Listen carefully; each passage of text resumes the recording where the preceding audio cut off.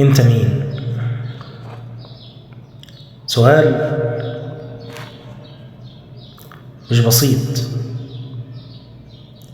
بالرغم انه كلمتين من 6 حروف، الا انه بيفتح بوابة للزمن بترجعنا آلاف السنين للبداية. ربنا سبحانه وتعالى لما خلق الكون اختار بقعة صغيرة بالنسبة لملكه، ولا شيء بالنسبة لقدرته،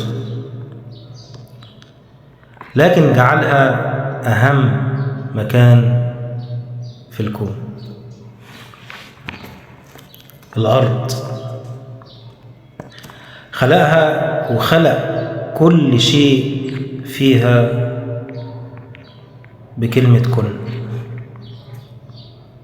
فكانت كل حاجة خلقها في الأرض كانت علشان حد مهم جدا. هتكون الأرض مستقرة وحياته إلى حين، وفي الوقت اللي حدده سبحانه وتعالى قال لملائكته إني جاعل في الأرض خليفة. تخيلوا ربنا سبحانه وتعالى بقدرته وعظمته اختارك انت الإنسان، اختارك انت عشان تكون خليفته في الأرض. وكل شيء في الكون ربنا سخره في خدمتك. انت القائد اللي ربنا اختاره لقيادة هذا العالم وإدارته وتعميره وبنائه. تخيل معايا بقى القيمة اللي ربنا اداها لك، وارجع للسؤال انت مين؟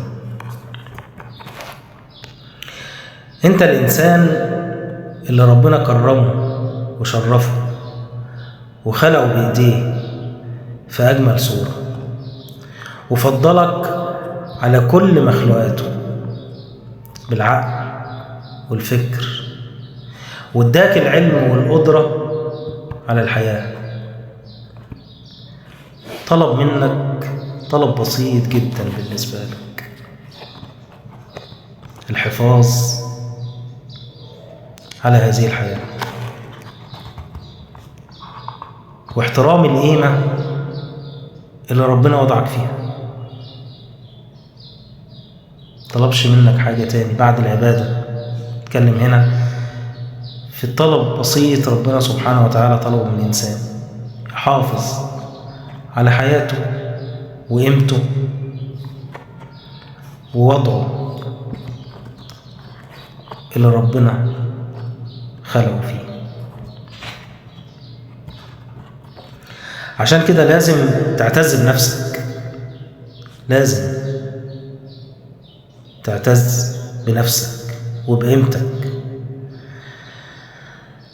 وتشعر من جواك بآدميتك. وبعد ما تحس بأهمية وجودك وتعرف انت مين، ابتداء ترجع تسأل نفسك وتراجعها وتعرف ايه المطلوب منك عشان تعيشها صح. يا ريت تفكر وتفكري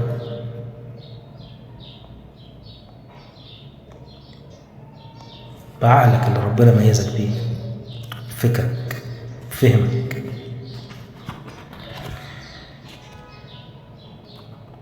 بعد ما تعرف قيمتك دي وقيمة وجودك في هذه الحياة وهذه الدنيا. نفضفض مع بعض ونقول ازاي نعيشها صح. بعد ما تعرف انت مين لازم تفكر ازاي تعيشها صح.